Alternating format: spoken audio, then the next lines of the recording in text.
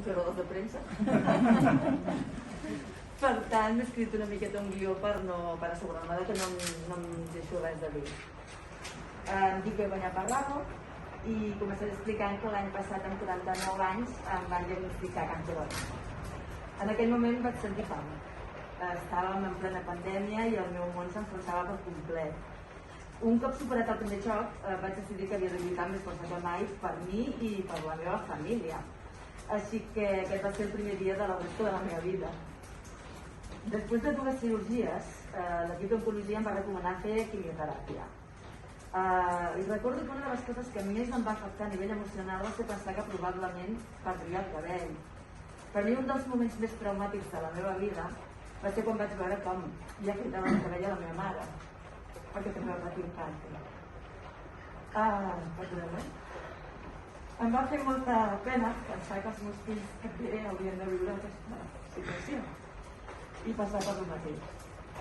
La majoria de pacients que no poden conservar la seva imatge, aquest fet els suposa la pèrdua de la seva autoestima i un impacte psicològic tan negatiu que, sumat a l'angoixa i el neguit sobreafegit que ja tens per causa de la malaltia, pot acabar provocant depressió i, en conseqüència, un estat d'ànim poc favorable per afrontar el procés tan complicat el que es troba. Jo de seguida vaig anar mirant una perruca perquè volia tenir-ho tot preparat per quan arribava el moment. I no només per la meva pròpia imatge, sinó per poder preservar la meva intimitat. En un moment tan complicat de la teva vida, tots sabem que quan una dona no té cabell, generalment és signe d'una malaltia greu. I això et fa sentir totalment exposada davant de la societat. Priva de poder decidir qui vols donar les explicacions i a qui no, impedint que puguis socialitzar-te amb normalitat, perquè visualment és evident el que t'està passant. Quina va ser la meva sorpresa quan la doctora Cusa, que era aleshores la meva oncòloga, ara estic en mans de la doctora Andrés, em va explicar que a l'hospital estaven aplicant un sistema per ajudar a prevenir la caiguda del cabell durant la quimio. I em va proposar fer-ho, perquè la majoria de pacients estaven conservant el cabell. Allò va ser com un regal per mi, no m'ho creia. Recordo que vaig sortir de la consulta tan il·lusionada que quan vaig arribar a casa el primer que li vaig dir a la meva família va ser: per fi una bona notícia! La consulta pot esperar. Vull dir que havíem de provar a veure què tal aniria. I així va ser, com veieu, gràcies a aquest sistema, després de 12 sessions setmanals de quimioteràpia, no puc estar més contenta perquè poso molt poquet cabell, pràcticament no s'ha notat. I m'agradaria explicar molt per sobre com va ser la meva experiència durant el tractament. El primer dia la veritat és que anava una mica espantada. Començar una quimio i això del sistema de refredament em feia una mica de respecte, però al final les sessions van resultar més fàcils del que m'imaginava. El primer que em van recomanar, com us han explicat, és que ens donen l'exèrcit, perquè sí que és cert que els primers moments sents com una sensació de fred molt de cop i a vegades pot provocar una mica mal de cap, però t'acabes acostumant i jo recordo que en 10 minutets ja no recordava que tenia el gorro posat. Llavors el secret és venir molt abrigat, jo venia amb els meus leggings, la meva manta, a vegades les infermeres deien perquè entrava com si anés a esquiar. I era agost, era el mes d'agost.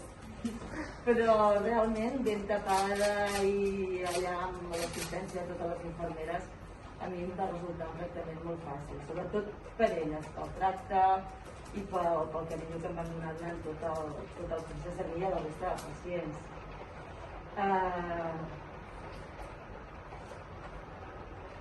Finalment només tinc bon record de tot aquest procés i repeteixo un par de gràcies també a les infermeres per l'atenció i el seu efecte. Ara ja estic a punt de finalitzar el meu tractament i després dels resultats obtinguts em sento més reforçada i optimista que mai. El fet de no haver vist alterar la meva imatge m'ha fet sentir molt més positiva en la malaltia i afrontar més fàcilment tot aquest procés tan complicat. Si em permeteu, en aquest punt m'agradaria fer una menció també per l'equip de cirurgia de la unitat funcional de patologia de mama, que van fer-me la reconstrucció mamària al mateix moment de practicar-me la mastectomia. Aconseguís que no patís tampoc els efectes adversos visuals que ocasiona aquest tipus de cirurgia. M'agradaria també destacar la professionalitat i la qualitat humana de tot l'equip de la unitat d'oncologia per al suport i el carinyo rebuts durant aquesta excepcional situació causada per la pandèmia, que no ens ha permès tenir ni l'acompanyament dels nostres familiars. I ells sempre ens envien la mà i estaven al nostre costat quan més ho hem necessitat.